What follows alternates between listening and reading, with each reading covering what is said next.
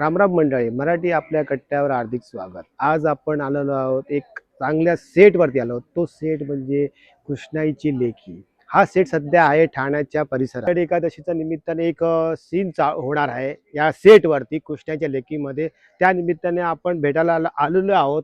ती म्हणजे आपली एकता लपटे. आज भरपूर दिवसाने, आज त्यांची पहिली 3 का 4 वर्षापूर्वी ना मॅडम, ती तुमची एक सिरियल आली हो. होती. त्यानंतर तुमची ही सिरियल आहे. कृष्णाच्या लेकीमध्ये तुम्ही काय सांगणार, विशेष काय असणार आहे यामध्ये? तुम्हाला खूप काही शिकायला मिळेल. तुम्हाला खूप एक इंडिपेंडेंट आई म्हणजे आपल्या लेकींसाठी जी आईचं प्रेम, ममत्व ते सगळे भाव पाहायला मिळणार आहेत. आणि आपली आई सिंगल मदर ज्या असतील त्यांना फार रिलेट होणार आहे आमची मालिका. कारण की ती कशी जबाबदाऱ्या सांभाळून समाजाला सगळ्यांना तोंड देऊन, संकटांना सगळ्या सामोरे जाऊन आपल्या लेकींना कशी मोठं करते याची ही गोष्ट आहे. आणि फार सुंदर गोष्ट आहे. तिघी मुलींच्या वेगवेगळ्या स्टोरीज तुम्हाला पाहायला मिळणार आहेत.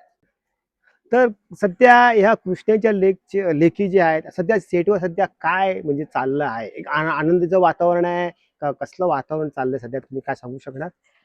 म्हणजे आता आमची मालिका जशी चालली तर कृष्णाईच्या आयुष्यात संकट तर येणार आहेत. त्या संकटातून ती त्या संकटांवर मात करायला आपल्या लेकींना शिकवणार आहे. पण आषाढी सुरू झालेली आहे. आषाढी महिना येतोय. सो आषाढी कार्तिकी येतेय. सो त्यानिमित्ताने आम्ही आता स्पेशल एपिसोड शूट करतोय. सो आमच्याकडे आता वारकरी मुक्कामाला असणार आहेत कृष्णाईच्या खानावळीत. तर त्यांची सेवा आणि माऊलींच्या दर्शनाला जाण्यापूर्वी ते आमच्याकडे मुक्काम करणार आहेत. सो त्या झालेले आहेत.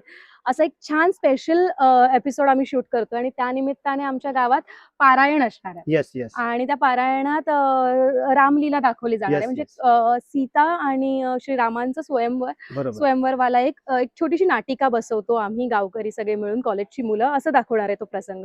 तर फार छान आणि गोड असं छानवालं वातावरण झालेलं आहे आमच्या सेटवर. कारण वाह! वाह! सगळीकडे देवांचं नामस्मरण आणि ते सगळे आणि त्यात एपिसोड होणार पावसाळा आहे. पण येतोय. आणि त्यात पावसाळा पण आहे. हो, छान म्हणजे वाटतं. एकंदरीत असं बघायला गेलो, की तुमची ही भरपूर कालांतरी सिरियल तर आलेलीच आहे. पण ह्याच्यामध्ये एक चांगली तुमच्या बरोबर एक अभिनेत्री, दिग्गज अभिनेत्री आहे निवेदिता ताई. तर त्यांचा आणि तुमचा कसं बॉन्डिंग होतं या सेटवर? कारण की त्यांना पण सांभाळून घ्यायचं आणि ते पण तुम्हाला सांभाळून घेतात. तर तो कसा असणार तुमचा? खूप छान बॉन्डिंग झालेलं आहे. म्हणजे कमी वेळात फार छान झालेलं आहे. ऑब्व्हियसली निवेदिता ताई इतक्या कम्फर्टेबल करतात आम्हाला शूटिंगच्या वेळी पण आणि असं पण. त्या अ, जशा जशा कृष्णाई म्हणून त्या आमच्याबरोबर सीरियलमध्ये असतात, तशाच त्या निवेदिता ताई म्हणून पण आमच्यासोबत असतात. म्हणजे प्रत्येक आमच्या तिघींच्या आवडती गोष्ट त्यांना इतक्यातच सगळ्या कळायला लागल्या. आमच्यासाठी एक स्पेशल डब्बा बरोबर आहे. असतो. बरोबर. आणि इतके लाड पुरवले जातात, की स्वतःच्या हाताने स्वयंपाक करून आणतात ते बरोबर आहे. आमच्यासाठी. आणि मग आवर्जून "तू जेवलीस का? तू जेवलीस का?" आणि स्वतःच्या हाताने वाढण्यापासूनची सगळी गोष्ट असते. फार गोड वागतात. सीनमध्ये पण आम्ही चुकलो तेव्हा आम्हाला आवर्जून सांगतात, "तू असं बोल, तू तसं बोल." आणि मला तर पर्सनली फार आवडतं.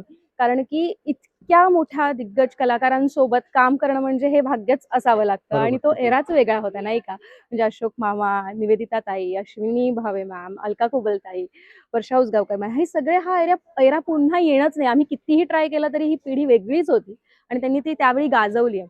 सो मी खूप ब्लेस्ड फील करते. बघायला ते कृष्णाच्या लेखीमध्ये या 3 म्हणजे 3 म्हणजे लेखी दाखवल्याने ते काय म्हणजे हा जो प्रोजेक्ट आहे एका म्हणजे तिने स्वतःचा कष्ट करून आपल्या मुलींना मोठी करून एखाद्या ना काही पदावरती शिकवण्याची त्यांची इच्छा असते. हं, हं. पण असं बघायला गेली, जे सत्य ह्याच्यावरती सध्या ते चाललंय, की स्त्री ही जी महिला किंवा स्त्री हा गट, हा संरक्षण आहे का सध्या? त्याला संरक्षण मिळतं का? अ, एकंदरीत कारण की अशा भरपूर घटना घडतात स्त्रियाच्या बाबतीत किंवा मुलीच्या बाबतीत. तर तुम्ही त्याबद्दल काय सांगणार?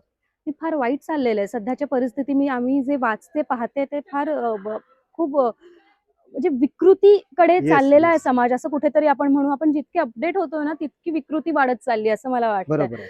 तर आपण ना म्हणजे काय करायला पाहिजे, की सोशल मीडिया जसा चांगला आहे, तसा तो वाईटही आहे.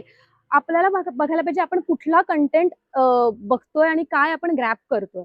सो आपली येणारी येणारी पिढी पण जेव्हा तुम्ही आपली भावंड म्हणा किंवा आपल्यापेक्षा लहान व्यक्ती किंवा कोणी आपले मित्र-मैत्रिणी जे पण आपली जी संगत आहे, ते जेव्हा पॉसिबल होईल किंवा जेव्हा बघतायत, की ते वाईट काहीतरी चाललंय किंवा तुम्ही आवर्जून ते थांबवा.